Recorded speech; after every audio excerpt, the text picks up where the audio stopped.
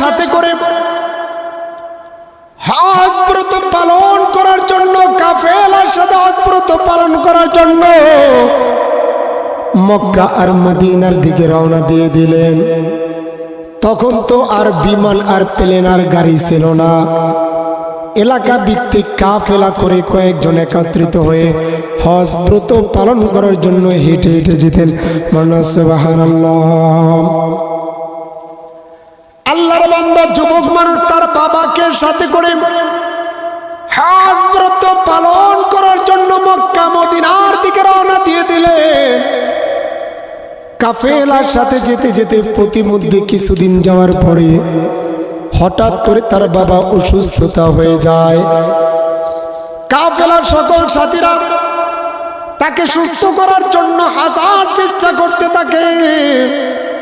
ধীরে ধীরে আল্লাহর বান্দা অসুস্থতা বেড়ে যায়। সবাই মিলে পরামর্শ করে দিল কি করা যায়। আমাদের হজ তো নির্ধারিত দিনের ভিতরে হজ ব্রত পালন করার দরকার। আমরা যদি তার জন্য বসে থাকি, কাফেলার সকল মানুষগুলো হজ ব্রত পালন করতে পারবো না। প্রতিমধ্যে এখন কি করা যায়? সবাই মিলে পরামর্শ করে দিল তার কলিজার টুকরা সন্তান তার বাবাকে নিয়ে ওই জায়গার থাকার জন্য বলা হলো। সন্তানকে সবাই মিলে বলে দিল, যুবক তুমি তোমার বাবার ট্রিটমেন্ট করতে থাকো। এই মরুভূমির ভিতরে আমরা চলে যাই হজ ব্রত পালন করে, আসার পথে তোমাদেরকে আমরা নিয়ে যাব।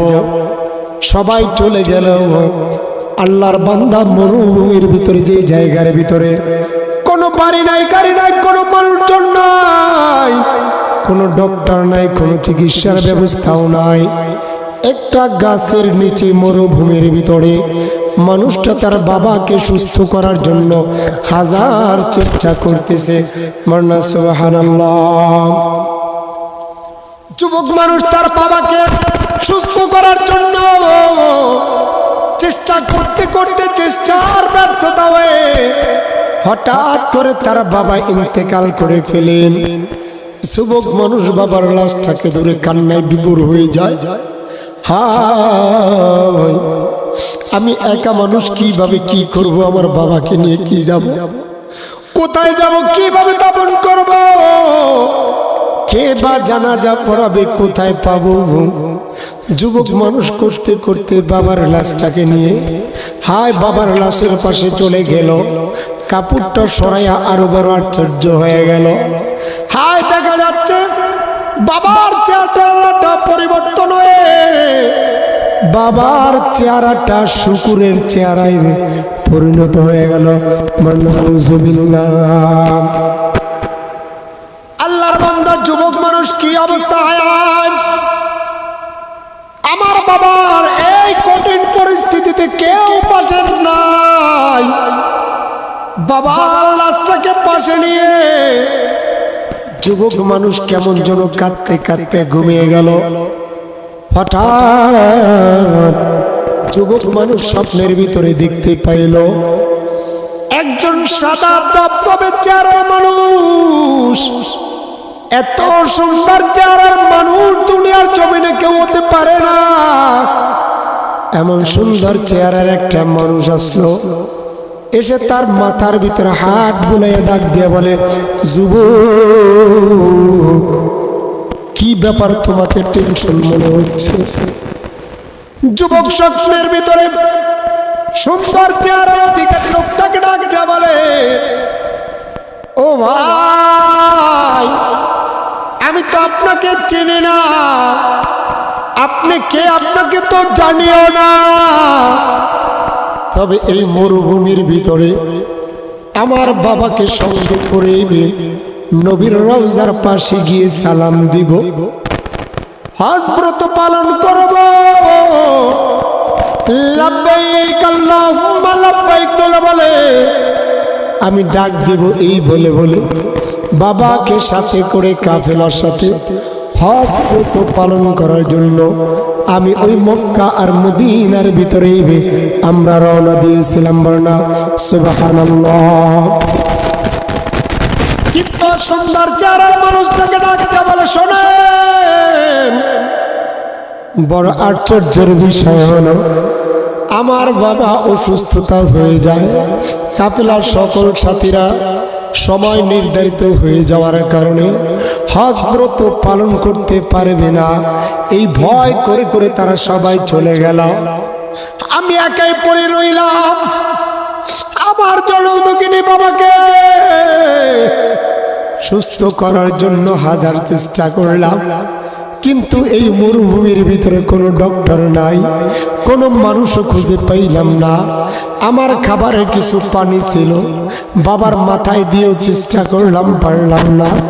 আমার বাবা এক পর্যায়ে ইন্তেকাল করেছেন, কিন্তু বড় আশ্চর্যের বিষয়, আমার বাবার মৃত্যু হইতে দেরি হলো। আমার বাবার চেহারাটা শুকুরের চেহারায় পরিণত হয়ে গেল।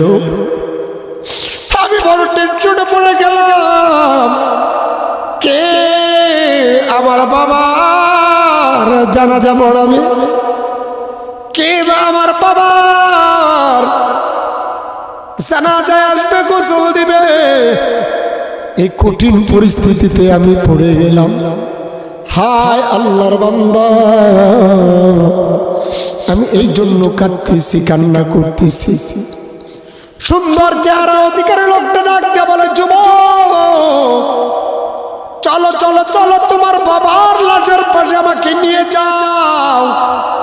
বাবার পাশে ঘুমের ভিতরে, স্বপ্নের ভিতরে লোকটাকে যখন নিয়ে গেল, ওই লোকটা তার বাবার মুখের উপর দিক থেকে কাপড়টাকে সরাইয়া তার সুন্দর চেহারা অধিকারী লোকটা তার হাতটাকে চেয়ারের ভিতরে বুলাইয়া দিল। তাকে চেয়ারের ভিতরে বুলাইতে দেরি, ওই সুন্দর চেহারার লোকটার মতো আমার বাবার চেহারাটা হইতে দেরি হইল না। বলনা সুবহানাল্লাহ। আল্লাহর বান্দা ডাক দিয়ে বলেন, লোকটা আরো ডাক দিয়ে বলে, যুবক, তুমি টেনশন করবে না, আগামীকালকে সকাল হইতে দেরি, তোমার এই বাবার জানাজায় লোক আসতে দেরি হইব না। স্বপ্নের ভিতর থেকে লোকটা চলে গেল। যখন ঘুমটা ভেঙে গেল, আল্লাহর বান্দা যুবক মানুষ বাবার লাশের পাশে গিয়া কাপড়টা সরাইয়া দেখে স্বপ্নের ভিতরে যত সুন্দর চেহারাটা যেভাবে দেখেছে তার বাবার চেহারাটা এরকম সুন্দর হয়ে গেল। বলনা সুবহানাল্লাহ। মুসলমান ভাইয়ের আমার যুবক মানুষ ডাক দিয়া বলেন, সকাল হতে দেরি, পাহাড়ের ওই গলি থেকে লোকজন দলে দলে আসতে আর দেরি করল না। মানুষজন মরে গেল, বাবার গোসল হয়ে গেল, মানুষজন জানাজায় দাঁড়ায়া গেল, শত শত হাজার হাজার মানুষ চলে আসলো। যুবক সবাইকে উদ্দেশ্য করে ডাক দেয়া বলিবেন, হে আমার মুসল্লি ভাইরা শোনো, আমার বাবার জানাজার খবর তো আমি কাউকে দেই নাই, কোনো মাইকিনও করি নাই। তোমরা কিভাবে আমার বাবার মৃত্যুর সংবাদটা তোমরা পাইলা? লোকজন ডাক দেয়া বলে, কই যুবক শোনো, তোমার বাবা কে বা কারা আমরা চিনি না। রাতের বেলা আমাদের এলাকার ভিতরে কে যেন গাইবে একটা আওয়াজ ছড়িয়ে দিয়েছে। হ্যাঁ এলাকার মানুষজন, তোমরা যদি তোমাদের জীবনের গুনাহ ক্ষমা করাইতে চাও, ওই যে তাকায়া দেখো মরুভূমির ভিতরে আমার একজন আশিকে রাসূল মরে পড়ে আছে, তার জানা জায়গা জিয়া যাও। তোমরা যদি ওই মানুষটার আশিকে রাসূলের জানাজায় শামিল হতে পারো, তোমাদের জিন্দেগীর গুনাহগুলো আল্লাহ ক্ষমা করে দিবেন। বলনা সুবহানাল্লাহ। হে যুবক, তোমার বাবার রাতের বেলায় আওয়াজ শোনার পরে আমরা সবাই চলে এসেছি জানাজা পড়ার জন্য। হে যুবক, এই জন্য আমরা চলে আসলাম। যুবক রাতের বেলা আবার জানাজা সম্পূর্ণ করে দাফন কাফন শেষ করে রাতের বেলা যখন আবার ঘুমিয়ে গেল, ডাক দেয়া বলতেছে, ওই ঘুমের ভিতরে দেখে ওই উত্তম চেহারা লোকটা আবার চলে আসছে। বন্যা সুবহানাল্লাহ। বৃষ্টি চলে আসছে, যাদের স্যান্ডেলগুলো বাইরে আছে ভিতরে নিয়ে আসেন, চামড়ার স্যান্ডেলগুলো। বাইরে বৃষ্টি, কেউ ওদিকে তাকাবেন না, আমরা এদিকে আলোচনা করি। বলেন আল্লাহু আকবার।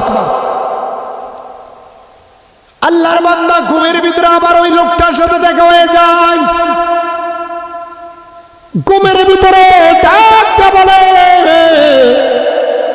ও ভাই, গতকালকে তো আপনার পরিচয় জানি নাই, আপনার কথাটা আমরা জানতে পারি নাই, আপনার পরিচয়টা জানি না, কে আপনি? বলেন বলেন, আপনি কে? এত বিরাট বিপদ থেকে আমাকে বাঁচালেন, আপনার পরিচয়টা বলেন। সুন্দর চেহারা লোকটা ডাক দেয়া বলে, হ্যাঁ যুবক, আমি কোন দুনিয়ার কোন মানুষ নই, আমি দুনিয়ার কোন মানুষ না, আমি হলাম রাহমাতুল লিল আলামিন, নবী মুহাম্মদুর রাসূলুল্লাহ। আয় যুবক, তোমার বাবা জীবন্ত সায় প্রতিদিন সকালবেলা 100 বার আমি নবীর উপরে দরুদ পড়তো, আবার সন্ধ্যাবেলা 100 বার আমি নবীর উপরে দরুদ পড়তে বললাম সুবহানাল্লাহ। হ্যাঁ যুবক, তোমার বাবা হাজার ব্যস্ততার ভিতরেও সকালবেলা আমি নবীর উপরে 100 বার দরুদ পাঠ করত, আবার সন্ধ্যাবেলা 100 বার দুরুদের আমল করত। আল্লাহ রাব্বুল আলামিন তোমার বাবার দুরুদের নেকিগুলো, সওয়াবগুলো, হাদিয়াগুলো আমি নবীর রওজায় পৌঁছানোর জন্য একজন ফেরেশতা নিযুক্ত করে দিয়েছিল। বলনা সুবহানাল্লাহ। হ্যাঁ যুবক, শোনো শোনো, তোমার বাবার দুরুদের ফজিলতগুলো, নেকিগুলো ফেরেশতা যখন আমার কাছে আমার রওজায় পৌঁছাইতো, প্রতিদিনের মতো আজকে সকালেও এই ফেরেশতা আর নেকি নিয়ে আসে না। সন্ধ্যা হয়ে যায়, সন্ধ্যাবেলাও আসে না। আমি তাকে ডাক দিয়ে জিজ্ঞাসা করলাম, ফেরেশতা কি ব্যাপার? আমার অমুক গ্রামের অমুক এলাকার আমার বান্দা আমার আশিকের নেকির গুলো, দুরুদের ফজিলত গুলো কোথায়? ফেরেশতা ডাক দিয়ে বলেন, ইয়া রাসূলুল্লাহ, ইয়া হাবিবাল্লাহ, আপনার ওই বান্দা তো ওই আশিক তো মারা গেছে, ওই আশিক তো আর দুনিয়াতে নাই। ওই আশিক দুনিয়াতে না থাকার কারণে আপনার নবীর উপরে আর দরুদ পড়তে পারে না। ইয়া রাসূলুল্লাহ, ইয়া হাবিবাল্লাহ, শুধু তাই নয়, আপনার আশিক মৃত্যুর পরে বড় বিপদে পড়ে গেল। কি ব্যাপার, কি বিপদ বলো বলো? তার মৃত্যুর পরে তার চেহারাটা আল্লাহ রাব্বুল আলামিন শুকরের চেহারায় পরিণত করে দিয়েছে। ইয়া রাসূলুল্লাহ, ইয়া হাবিবাল্লাহ, আপনার আশিক বড় বিপদে পড়ে গেল। আল্লাহর পয়গম্বর ডাক দিয়ে বলে, যুবক শোনো, যে আশিক আমার জীবন তো চায়, তারা হাজার ব্যস্ততার মাঝেও আমি নবীকে বলে নাই, আমি নবীর উপরে দরুদ পাঠ করত। আজকে আমি কিভাবে ওই আশিক বিপদে পড়ে আছে, আর আমি নবী মুহাম্মদ তার বিপদ থেকে বাঁচাবো না? যুবক শোনো শোনো, আমি মুহাম্মদ এই জন্য চলে আসলাম, আমি এসে তার চেহারাটাকে, আমার আপনার তোমার আল্লাহ তার চেহারাটাকে পবিত্র করে সুন্দর করে দিয়েছেন। বলনা সুবহানাল্লাহ। এই জন্য যুবক ভাইরা, মুরব্বী বাবারা, পর্দার অন্তরাল মাগো, নবীর উপর দরুদ পাঠ করতেও ওযুর দরকার নাই, কোনো নির্ধারিত নিয়মের দরকার নাই। শুধুমাত্র শরীরটা যদি পবিত্র থাকে আপনি নবীর উপরে দরুদ পড়তে পারবেন। বলনা সুবহানাল্লাহ। মাগো রান্না করতেছেন, রান্না করেন, দরুদ পড়েন। বাচ্চাকে দুধ পান করান, তখন আপনি দরুদ পড়েন। আপনি কাজ করতেছেন, আপনি দরুদ পড়েন। যুবক ভাইরা, মুরব্বী বাবারা, ড্রাইভাররা গাড়ি চালান, আপনি দরুদ পড়তে থাকেন। দোকানদার দোকানদারি করেন, দরুদ পড়তে থাকেন। যে যত দরুদের আমল করবেন, আল্লাহর পয়গম্বর বলেন কেউ যদি একবার নবীর উপরে দরুদ পাঠ করতে পারিবে, আল্লাহ রাব্বুল আলামিন তার উপরে একবারের উসিলায় 10টা রহমত তার উপরে অবতীর্ণ করবেন। মান্না সুবহানাল্লাহ। এই জন্য যুবক ভাইরা, মুরব্বী বাবারা, আসুন আজকে পবিত্র জুমার দিনে আমরা রাসূলের উপরে, পয়গম্বরের উপরে সকালে 100 বার, সন্ধ্যায় 100 বার দুরুদের আমল করা যাবে তো ইনশাআল্লাহ। মা বোনেরা যারা আলোচনা শুনতেছেন, আপনারাও পয়গম্বরের উপরে 10 বার নয় 100 বার কমসে কম প্রতিদিন দুরুদ পাঠ করবেন। সকালে 100 বার, সন্ধ্যায় 100 বার। আর যে সময় আপনি সুযোগ পাবেন নবীর উপরে দুরুদ করবেন। আপনি মনে করেন নামাজ পড়লেন আর চাল চালাইয়া জান্নাতে যাবেন, বিষয়টা এমনটা এতটা সহজ নয়। আপনি যদি জান্নাতে যেতে চান, আপনাকে নবীর প্রতি দুরূদ পড়তে হবে, নবীর সুপারিশ দরকার। এই জন্য যুবক ভাইরা, মুরব্বী বাবারা, কিয়ামতের ময়দানে যখন বিচারের পাল্লা কায়েম হয়ে যাবে, মানুষগুলোর ওজন করাবে নাকি আর বদি, ওই বান্দার নেকিগুলার ওজন কম হয়ে যাবে। বদিগুলা যখন বেড়ে যাবে, বিচার করার পরে মিজানের পাল্লা থেকে ওই বান্দাকে জাহান্নামের ফয়সালা দেওয়া হয়ে যাবে। মানুষটা কাতরাতে কাতরাতে জাহান্নামের দিকে চলে যায়। পয়গম্বর হাউজে কাউসারের পাশ থেকে ডাক দিয়ে বলে, আমার উম্মত কোথায় যাও, কোথায় যাও, বলো বলো। ডাক দেয়া বলবেন, ইয়া রাসূলুল্লাহ, ইয়া হাবিবাল্লাহ, আল্লাহর হাবিব গো, আমার তো বিচার হয়ে গেল, মিজানের পাল্লায় নেকি কম হয়ে গেল, বদির পাল্লা ভারী হয়ে যাওয়ার কারণে আমার তো জাহান্নামের ফয়সালা। ইয়া রাসূলুল্লাহ, ইয়া হাবিবাল্লাহ, আল্লাহর হাবিব গো, আপনি বলেন বলেন আমি জাহান্নামে যাব। পয়গম্বর বলবেন, এ উমার উম্মত, যতক্ষণ পর্যন্ত একটা উম্মত জাহান্নামে থাকবে আমি নবী জান্নাতে যাব না। সুবহানাল্লাহ। আপনার আমার পয়গম্বর ডাক দিয়ে বলবেন, চলো চলো, বিচারের কাঠ করা আবার দাঁড় করা হবে। ফেরেশতাকে বলা হবে, আবার বিচার করো। ওজন করা হবে, ওজনের ভিতরে আবার দেখা যাবে ঠিক তার বদির পাল্লাটা বেড়ে যাবে, নেকির পাল্লাটা কম হয়ে যাবে। তখন আপনার আমার পয়গম্বর তার পকেট থেকে একটা কি যেন কাঠ বের করবেন, কাগজের মতো বের করেইবে। নবী তার থুথুগুলাকে লাগায়া ওই জায়গার ভিতরে দিয়ে দিবেন। দিতে দেরি হবে, তার নেকির পাল্লাটা বাড়ি হতে দেরি হবে না। বলনা সুবহানাল্লাহ। লোকটা আশ্চর্য হয়ে ডাক দিয়ে বলবেন, ইয়া রাসূলুল্লাহ, ইয়া হাবিবাল্লাহ, আমার তো জাহান্নামের ফয়সালা, এটা আপনি কি দিলেন, কি করলেন? পয়গম্বর ডেকে বলবেন, হে উম্মত, তুমি তোমার জীবদ্দশায় আমি নবী মুহাম্মদের উপরে যে দুরূদগুলা পাঠ করতে, সেই দুরূদগুলা আমি মুহাম্মদের কাছে ছিল। আজকে আমি মুহাম্মদ তোমার এই কঠিন বিপদের সময় আমি মোহাম্মদ নবী মোহাম্মদ তোমাকে এই বিপদ থেকে বাঁচানোর জন্য আমি সেই দুরুদের হাদিয়াগুলো ওজনের দাঁড়িপাল্লা মিজানের ভিতরে দিয়ে দিলাম। বলনা সুবহানাল্লাহ।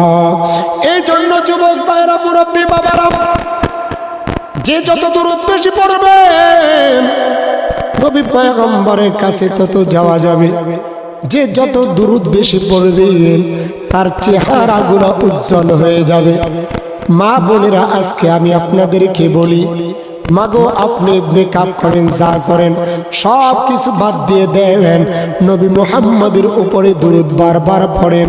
আপনার উপরে আল্লাহ রাব্বুল আলামিন রহমত দিয়ে দিবে, আপনার চেহারাটাকে নূরান্বিত করে দেবে। বন্না সুবহানাল্লাহ।